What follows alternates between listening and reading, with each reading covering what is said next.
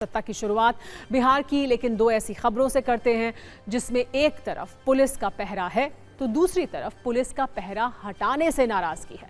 और ये दोनों खबरें बिहार की राजधानी पटना से ही आई हैं। मामला यह है कि पटना पुलिस आर्म्स एक्ट के तहत आरोपी बनाए गए खान सर की तलाश में है।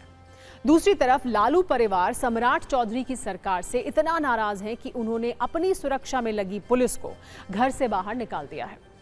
इन दोनों खबरों पर शिक्षक, राजनीति और सुरक्षा वाला राजनीतिक एंगल है, इसलिए सत्ता में हमने इस पर एक मिश्रित कुंजी तैयार की है, जिसमें खान सर की फरारी वाली खबर के साथ आपको ये भी बताएंगे कि लालू परिवार ने पुलिस को घर से बाहर क्यों निकाल दिया।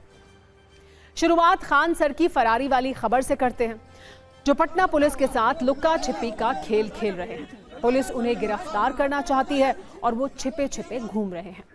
कभी सरेंडर की खबर आती है तो कभी अग्रिम जमानत की याचिका दायर करने की खबर आती है, लेकिन हो कुछ नहीं रहा है। और अब कल रविवार है, कोर्ट बंद है, सोमवार का इंतजार करना होगा। क्या तब तक खान सर गिरफ्तारी से बच पाएंगे? इस मामले को विस्तार से समझने की आइए जरूरत है, इसलिए थोड़ा पीछे चलते हैं। बात 2 जून की रात से शुरू होती है, जब पटना में खान सर के कोचिंग सेंटर के बाहर हंगामा, पथराव और तोड़फोड़ की घटना हुई। शुरुआती आरोप लगा कि कुछ लोगों ने कोचिंग सेंटर पर हमला किया है। इस मामले में पुलिस ने ज्ञान बिंदु कोचिंग के संचालक रोशन आनंद समेत कई लोगों को गिरफ्तार कर लिया, लेकिन जांच के दौरान कहानी में बड़ा मोड़ आया। पुलिस के हाथ एक वीडियो लगा,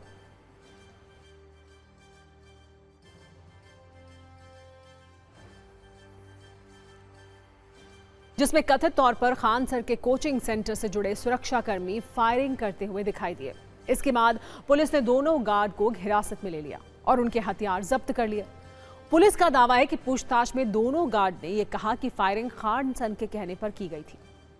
इन्हीं बयानों के आधार पर पुलिस ने खान सर के खिलाफ आर्म्स एक्ट की धाराओं के तहत एफआईआर दर्ज कर ली। यहीं से मामला पूरी तरह पलट गया। जो खान सर पहले हमले के पीड़ित माने जा रहे थे, वो खुद पुलिस जांच के दायरे में आ गए। पुलिस ने उनके खिलाफ कानूनी कार्रवाई तेज की, जबकि खान सर की तरफ से कहा गया कि गार्ड ने आत्मरक्षा में गोली चलाई थी और उनके खिलाफ लगाए जा रहे आरोपों पर कानूनी लड़ाई लड़ी जाएगी। अब हालात ये हैं कि पटना पुलिस की टीमें खान सर की तलाश में जुटी हैं। कल रात से खान सर पुलिस से घिरे दिखाई दिए थे, उसके बाद से वो गायब है। गिरफ्तारी की अटकलों के बीच उनके वकीलों ने कोर्ट में अग्रिम जमानत याचिका दायर करने की तैयारी शुरू कर दी है। उनके कोर्ट में सरेंडर की कोशिश की खबरें भी आईं, लेकिन वो अब तक कोर्ट नहीं पहुंचे। कुल मिलाकर पटना पुलिस की नजर खान सर पर है और खान सर पुलिस की नजर से बचने में लगे हुए हैं। खान सर के वकील की कोशिश है कि किसी तरह अग्रिम जमानत मिल जाए। दूसरी तरफ इस मामले में नेता भी बयानबाजी वाली पिच पर उतर चुके हैं। कुछ लोगों को खान सर की चिंता है तो कुछ को बिहार की छवि की चिंता है।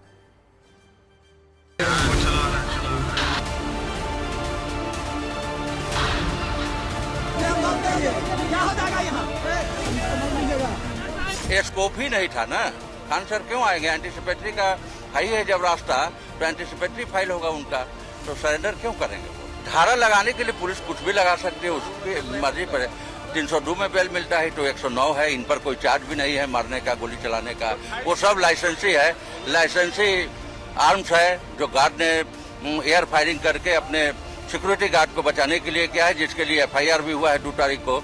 रिटेलिएशन में ये एफआईआर किया गया है और पुलिस ने अपने थाना पर ही एफआईआर किया है, ये एफआईआर, और उसमें खान सर का नाम इंसर्ट कर दिया गया है, जबकि इनके द्वारा कोई रोल ही प्ले नहीं किया गया। जो कुछ भी विधि सम्मत कार्रवाई होगी, जो कुछ भी घटना हुई है उसका संज्ञान लेते हुए पुलिस से प्रशासन ने विधि सम्मत कार्रवाई करेगा उस पर। अब देखिए, एक सब बड़े शिक्षक नहीं हैं, ये एक कोचिंग चलाने वाले का बिजनेस है और दो आपस में अपनी लाइमलाइट या मीडिया में स्थान पाने के लिए इस तरह की घटनाएं हुई हैं। हमारी शिक्षा व्यवस्था का विफलता का ये प्रतीक हैं दोनों, और इसको लेकर के जिस तरीके से मीडिया में नूरा कुश्ती चल रहा है, ये हम लोगों के लिए चिंता का विषय। इससे बिहार की बदनामी हुई है। गलत गलत गलत संस्थाओं को खत्म करने, कोटा और बड़ी लंबी साजिश, पटना के संस्थाओं को बदनाम करने की गहरी साजिश, कहीं न कहीं से साजिश। और जब किसी गार्ड ने बदमाशी किया तो फिर इसमें खान सर कहाँ थे?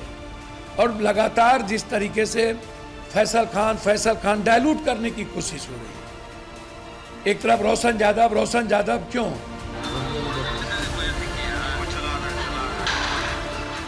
जब पुलिस ने हमारी जांच की, चूंकि बगैर राजनीतिक हस्तक्षेप के जांच होता है, तो पता चला कि सिक्योरिटी वाला ही गोली चलाया है।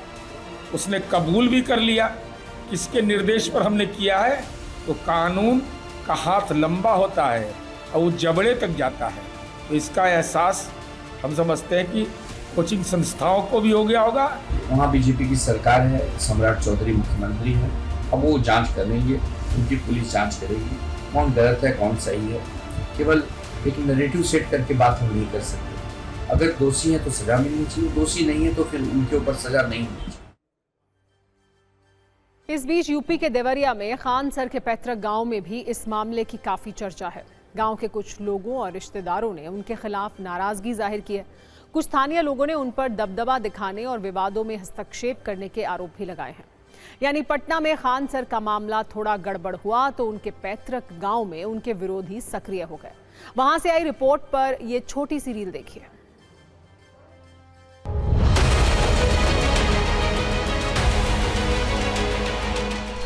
वो आदमी इतना पैसे और रुपए का गुरूर और घमंड है कि अब अपने सामने किसी को देखना नहीं चाहता। मासूम छात्र जो उसके क्लासेस करते हैं यूट्यूब पर या कोचिंग में क्लासेस करते हैं, उसके इस साजिश को समझ नहीं पाते। वो जानबूझ के उसने फायरिंग करवाया कि हमको व्यूज मिलेगा और हमारी धमक बनेगी, शासन हमको तवज्जो देगा और दूसरे की कोचिंग समाप्त हो जाएगी। लगता है क्या उनके गाड़फाड़ किए होंगे? जरूर किए होंगे, हमने वीडियो भी देखा है। शासनी कॉलोनी में उनके पिताजी जमीन ले लिए, उनका अहम इतना है उनके पिताजी का कि क्षेत्र में कहते हैं कि मेरे जैसा कोई धनिये नहीं है और सबको नीचे दृष्टि से वो देखते हैं उनके पिताजी। तो कहीं ना कहीं ये दिख रहा है कि ये खान सर नहीं अभिमान सर हैं। हमारे गांव में एक ऐसी सड़क है जो पूरे गांव को मुख्य धारा से जोड़ती है और जो है वहां हम लोग धरना प्रदर्शन आंदोलन सब कुछ करते हैं, लेकिन कोई प्रशासन आता नहीं है। इस नाली को रोकने के लिए खान सर के एक फोन पे एसडीएम साहब, तहसीलदार साहब और लेखपाल साहब, कानगो साहब दौड़े चले आए। आज तक वहां एक सुनवाई नहीं हुई। अगली खबर भी बिहार से है, जहां पूर्व सीएम राबड़ी देवी की सुरक्षा कम करने पर कलेश हो गया है। मामला यह है कि 2 दिन पहले बिहार सरकार ने लालू परिवार की सुरक्षा घटा दी। लालू यादव और राबड़ी देवी की सुरक्षा में कमी की गई थी। कुछ जवान कम कर दिए गए थे। सरकार के इस फैसले से राबड़ी देवी नाराज हो गई और आज सुबह उन्होंने अपने आवास से सारी सुरक्षा हटा दी। यहां तक कि बंगले के बाहर तैनात सभी पुलिस कर्मियों को भी लौटा दिया गया। इसके बाद रोहिणी आचार्य ने पार्टी नेताओं से राबड़ी आवास पहुंचने की अपील की, जिसके बाद बड़ी संख्या में कार्यकर्ता राबड़ी आवास पर पहुंचे और कार्यकर्ताओं ने राबड़ी देवी के आवास की सुरक्षा शुरू कर दी। जहां कभी पुलिस कर्मी बैठते थे, वहां पार्टी के नेता बैठे हैं। राबड़ी देवी की सुरक्षा हटाए जाने से नाराज नेता प्रतिपक्ष तेजस्वी यादव ने भी अपनी Y+ श्रेणी की सुरक्षा वापस कर दी है। इस पर सियासत भी है। राबड़ी देवी की बेटी रोहिणी आचार्य ने कहा है कि राबड़ी देवी और उनके परिवार को नुकसान और शारीरिक क्षति पहुंचाने की नीयत से ही यह फैसला लिया गया है। आरजेडी का कहना है कि पहले घर खाली कराने की धमकी दी गई, फिर पूरे परिवार की सुरक्षा में कटौती कर दी गई। ये विपक्ष को कुचलने की साजिश है। वहीं सरकार का कहना है कि समय समय पर सुरक्षा में समीक्षा होती है, ये रूटीन काम है।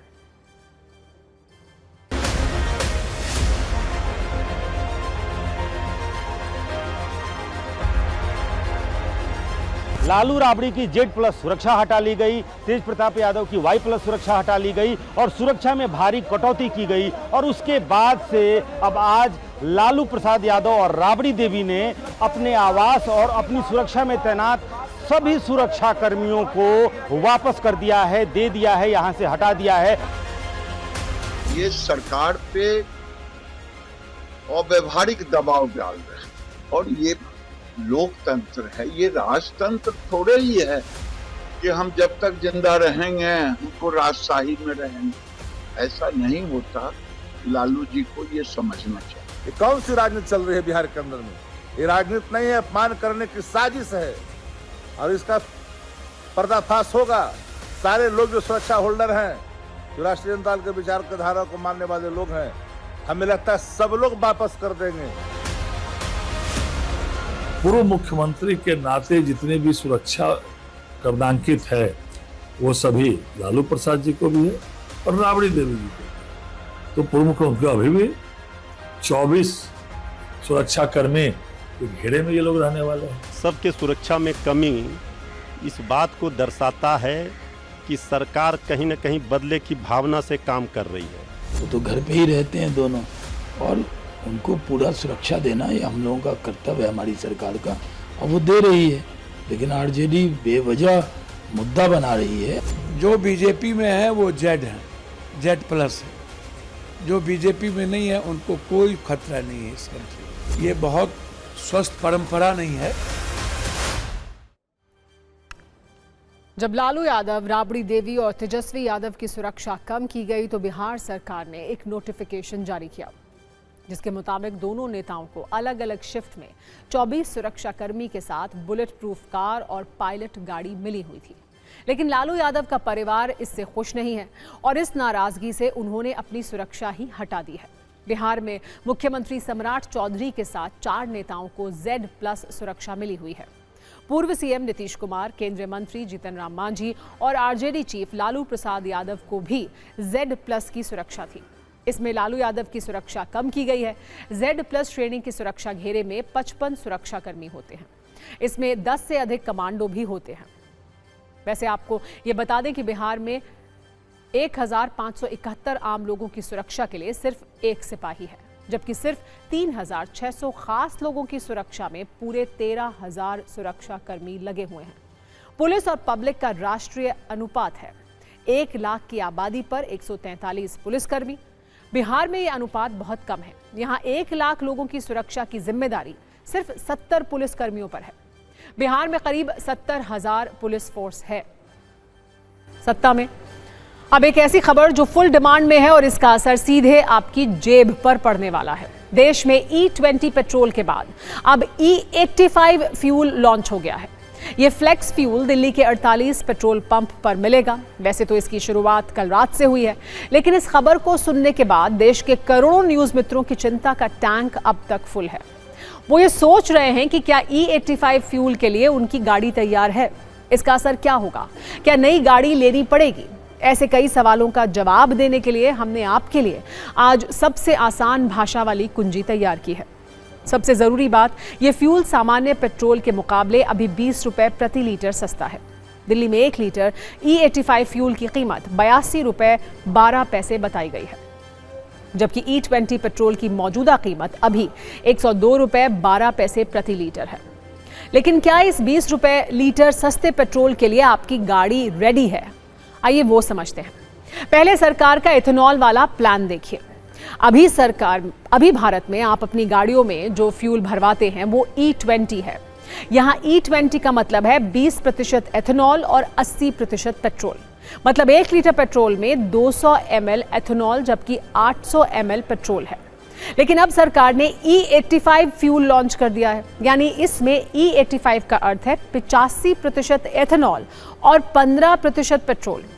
अब अगर कोई 1 लीटर फ्यूल भरवाएगा तो उसमें सिर्फ 150 ml पेट्रोल होगा, जबकि 850 ml एथेनॉल होगा। हालांकि अब सरकार इससे आगे के बारे में भी सोच रही है और अगर सब कुछ प्लान के मुताबिक रहा तो भविष्य में आपको E100 बायोफ्यूल मिलेगा, जिसमें बिल्कुल भी पेट्रोल नहीं होगा, ये पूरा एथेनॉल ही होगा।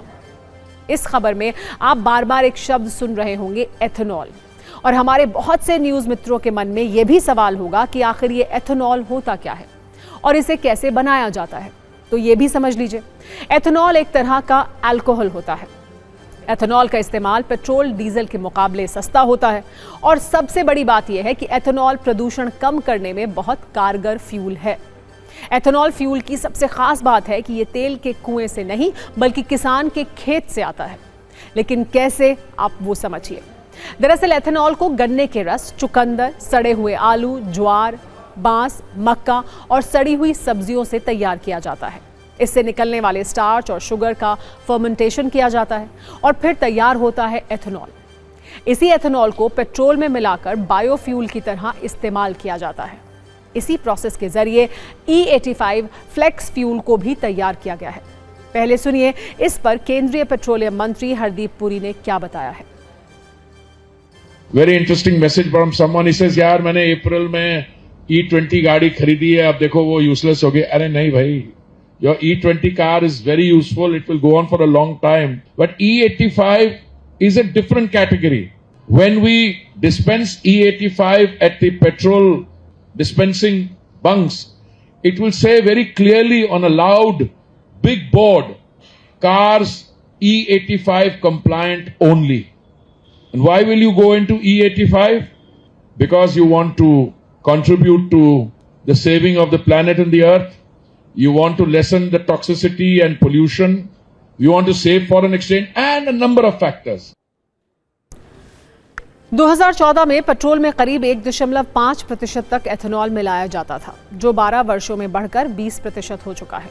अब समझिए E85 से कैसे न सिर्फ आपकी जेब का बोझ कम होगा, बल्कि सरकार को भी शुद्ध लाभ होगा।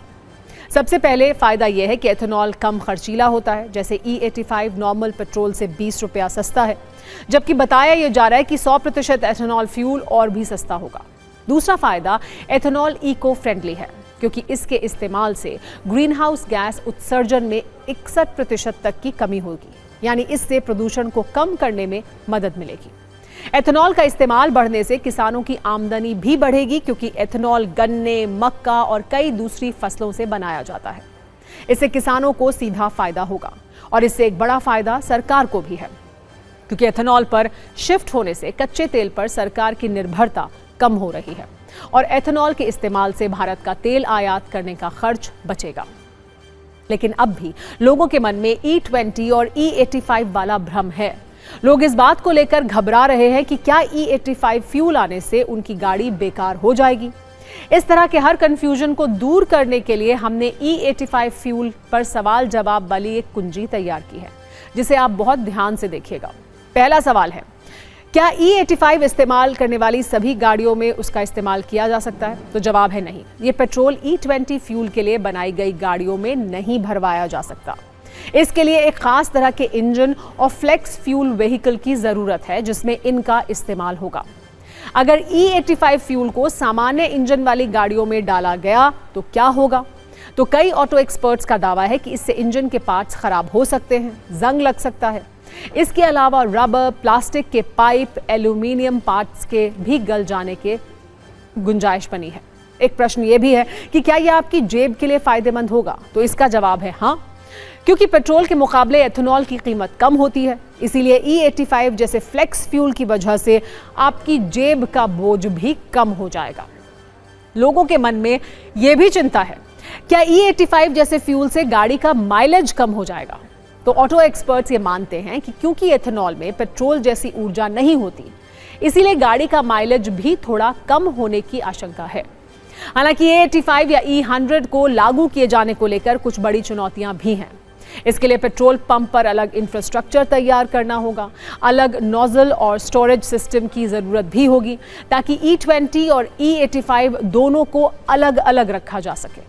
हालांकि सरकार ने यह स्पष्ट कर दिया है कि हर पेट्रोल पंप लोगों को साफ समझ में आएगा पेट्रोल पंप पर जाने पर कि वो कौन सा फ्यूल ले रहे हैं।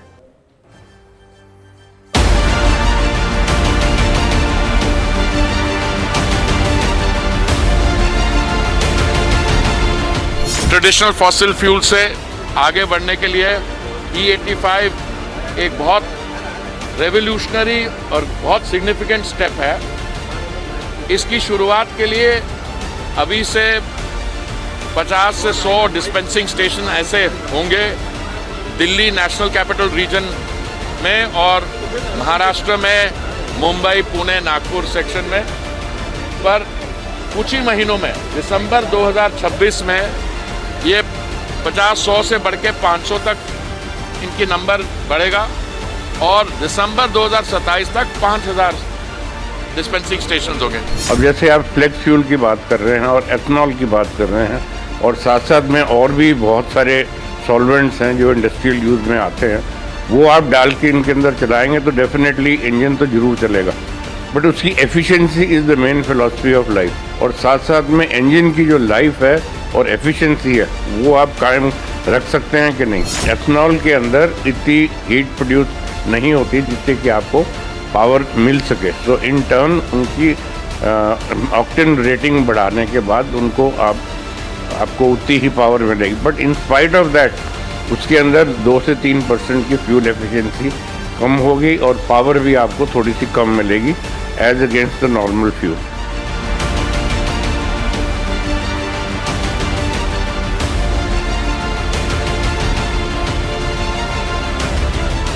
ये जो इंजन हैं, ऑयल है या फ्यूल है, इट इज़ हाइग्रोस्कोपिक।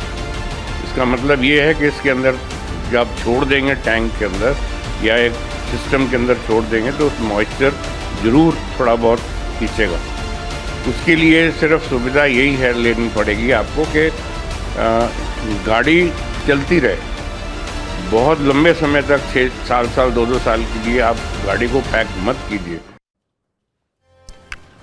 आज आपको ये भी बता दें कि जिस एथेनॉल फ्यूल पर भारत का फोकस है, ब्राज़ील उसमें चैंपियन है। मौजूदा वक्त में ब्राज़ील एथेनॉल इस्तेमाल करने के मामले में दुनिया में नंबर 1 देश है। लेकिन आज ये समझने की ज़रूरत है कि आखिर ये मुमकिन कैसे हुआ।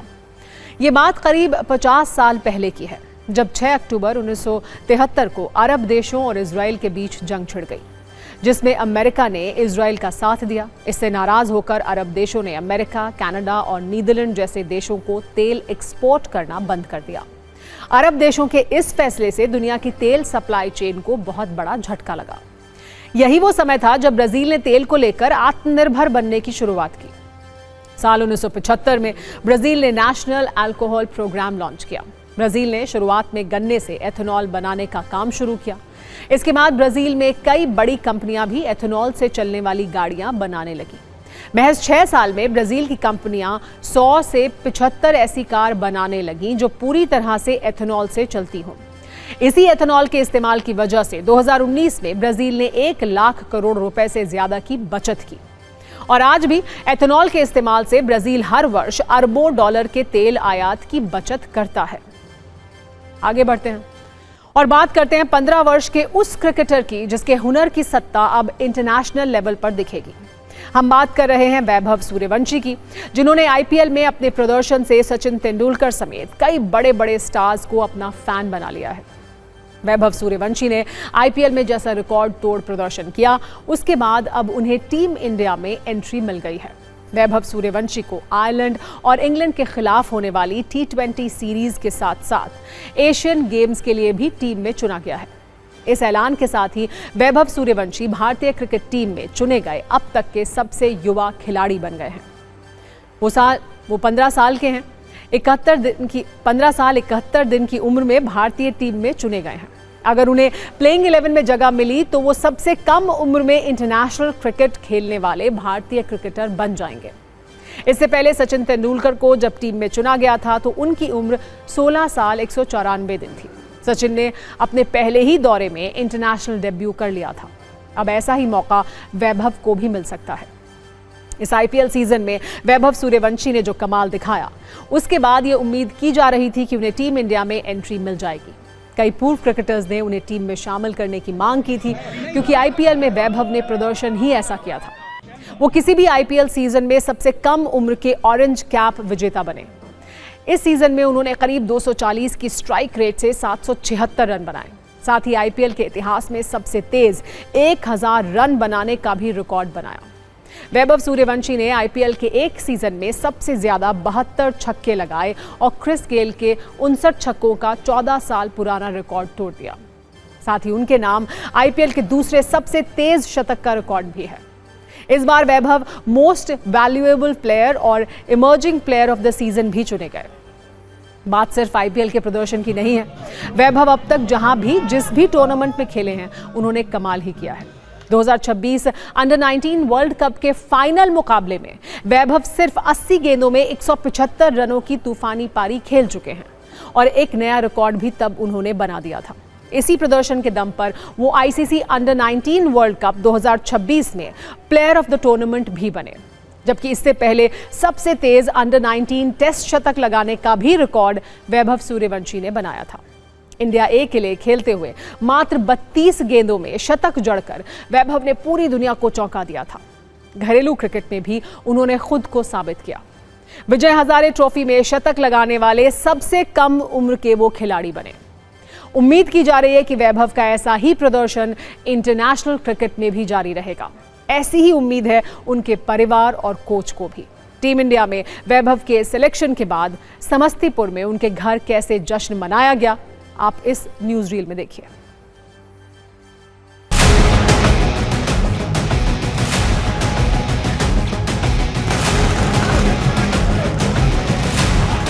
मेहनत किया और मेहनत का भी फल मिल रहा है और देश के लिए खेलने का सौभाग्य प्राप्त हुआ है। बस अब यही इच्छा है कि देश के लिए खूब अच्छा खेले, खूब मैच जिताए, खूब रन बनाए। दुनिया में हर पिताजी माताजी अपने बच्चे के लिए लाइन कोई हो खूब मेहनत करते हैं। उनकी इच्छा होती है कि बच्चा अपने अथी में शीर्ष पर जाए।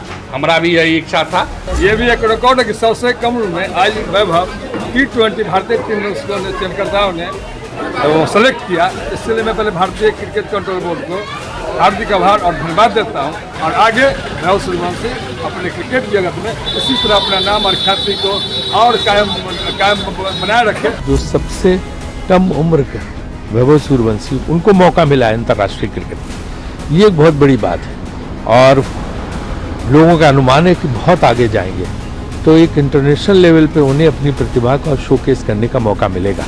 तो उनको भी बहुत बहुत बधाई। आज मेरे लिए बहुत ही गर्व का क्षण है, पूरे बिहार के लिए गर्व का क्षण है और पूरे भारत के लिए भी गर्व का क्षण है कि इतने छोटा बच्चा, इतने कम उम्र में बच्चे ने वो वैसा परफॉर्मेंस किया है कि आज वो भारतीय टीम का सदस्य बन पाया। उम्मीद करता हूं कि आने वाले समय का भारतीय क्रिकेट का पोस्टर बॉय BCCI को मिल गया है और वैभव बहुत बड़े बड़े परफॉर्मेंस करेगा।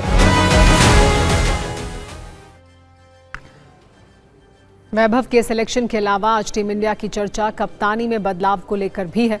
वर्ल्ड कप विनर कप्तान सूर्य कुमार यादव को टीम में नहीं चुना गया है। उनकी जगह श्रेयस अय्यर को T20 टीम की कमान सौंपी गई है, जबकि तिलक वर्मा को उप कप्तान बनाया गया है। रिंकू सिंह को भी टीम में नहीं चुना गया है। T20 टीम से बाहर किए जाने के बाद सूर्य कुमार यादव ने सोशल मीडिया के जरिए टीम इंडिया को आने वाले मैचों के लिए शुभकामनाएं दी। वैभव सूर्यवंशी को टीम इंडिया में एंट्री मिल गई है। इस बीच कुछ नेताओं के भी टीम बदलने की चर्चा हो रही है। अगली खबर पंजाब से है, जहां अगले वर्ष मार्च में विधानसभा चुनाव होने हैं। चुनाव से पहले पूर्व मुख्यमंत्री कैप्टन अमरिंदर सिंह को लेकर चर्चा यह है कि वो टीम बदल सकते हैं। हरियाणा के पूर्व मुख्यमंत्री और कांग्रेस नेता भूपेंद्र सिंह हुड्डा ने कहा था कि अमरिंदर सिंह वरिष्ठ नेता हैं और हमारे संपर्क में हैं। उनके इस बयान के बाद ऐसी अटकलें लगने लगी कि कैप्टन कांग्रेस में वापसी कर सकते हैं। पंजाब कांग्रेस अध्यक्ष अमरिंदर सिंह राजा वडिंग ने भी ये कहा कि कैप्टन अमरिंदर सिंह और भूपेंद्र सिंह हुड्डा पुराने मित्र हैं और दोनों के बीच बातचीत हुई हो सकती है। हालांकि बाद में हुड्डा ने कहा कि उनकी बातों को गलत संदर्भ में समझा गया। बीजेपी नेताओं का दावा है कि कैप्टन पार्टी में पूरी तरह सक्रिय हैं और उनके कांग्रेस में लौटने की अटकलों का कोई आधार नहीं है। दरअसल कुछ दिन पहले कैप्टन अमरिंदर सिंह ने पंजाब बीजेपी की कार्यशैली और संगठनात्मक फैसलों पर सवाल उठाए थे। इसके बाद से ही उनके कांग्रेस में वापसी की अटकलें तेज हो गई थी।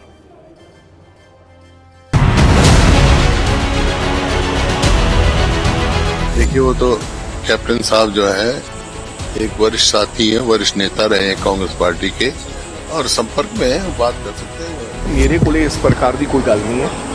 हो सकता हुड्डा साहब दे दोस्त है, हम उम्र है और हुड्डा साहब दे कोई टच च होन, सो उन्होंने इन टच च हो सकते हैं, लेकिन मेरे को इस प्रकार की कोई जानकारी जी है नहीं। श्री भूपेंद्र सिंह हुड्डा पूर्व मुख्यमंत्री हरियाणा, वो कह रहे इन टच हो सकता है कि भी उन्होंने लैके आ रहे हो बीजेपी, क्योंकि हम जो ट्रेंड है वो दूसरी पार्टी जो भारतीय जनता पार्टी जाने का ट्रेंड है, ना कि जान का ट्रेंड है। कैप्टन साहब ने लंबा समय पंजाब में राजनीति करी। आज जो उनकी दुर्दशा भारतीय जनता पार्टी में हो रही है, ऐसा हमने कभी नहीं देखा था। तो क्योंकि वो भारतीय जनता पार्टी में जाके बिल्कुल आज खत्म हो चुके हैं। और सत्ता में अब आपको उस पुल पर लेकर चलते हैं जिसका इंतजार लोगों ने 11 वर्षों तक किया, लेकिन ये ब्रिज 96 घंटे भी लोगों की उम्मीदों का बोझ नहीं झेल सका। हमेशा की तरह फिर ये चमत्कार बिहार में ही हुआ है, जहां से पुल गिरने के वीडियो अब किसी वेब सीरीज के नए एपिसोड की तरह सामने आते हैं। नई लोकेशन है बक्सर, जहां एक रेलवे क्रॉसिंग पर 26 करोड़ 40 लाख रुपए की लागत से एक पुल तैयार किया गया। करीब 96 घंटे पहले इसका उद्घाटन किया गया। बक्सर की जनता को लगा 11 वर्षों से वो जिस पुल पर अपनी उम्मीदों का पुल बना रहे हैं वो उनका जीवन आसान करेगा। लेकिन 96 घंटे बाद ही सच उखड़कर बाहर आने लगा। पुल के एक हिस्से में ऊपरी परत धंस गई, ट्रैफिक रोक दिया गया। अब जांच के जरिए पता किया जाएगा कि पुल तैयार किए जाएंगे। लेकिन इस घटना के बाद लोगों में बड़ा गुस्सा है। आरोप है ब्रिज में ईमानदारी का सीमेंट कम था और करप्शन का पानी ज्यादा, इसीलिए ये पुल टिका नहीं।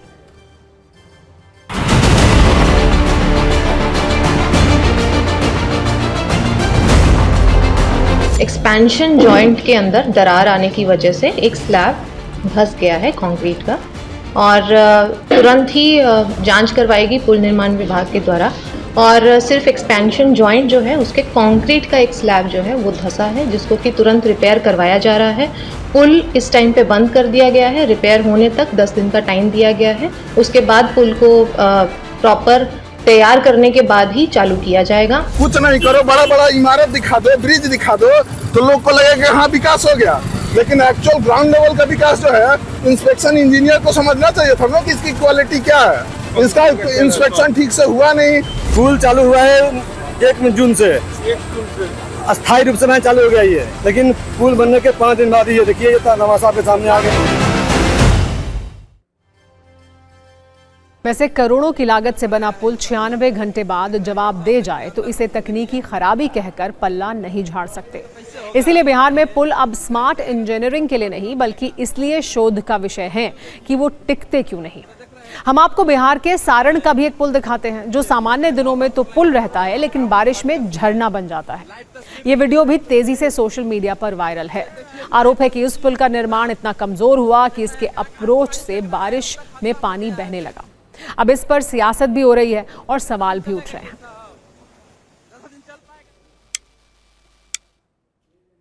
और आइए अब आपको बता दें कि सत्ता में आज का वक्त खत्म हो गया। कल शाम 7 बजे आपसे एक बार फिर मुलाकात होगी। तब तक सभी न्यूज़ मित्रों से मेरी गुजारिश है कि वो सत्ता की न्यूज़ रील्स को ज़्यादा से ज़्यादा शेयर करें और फिलहाल मुझे दें इजाज़त।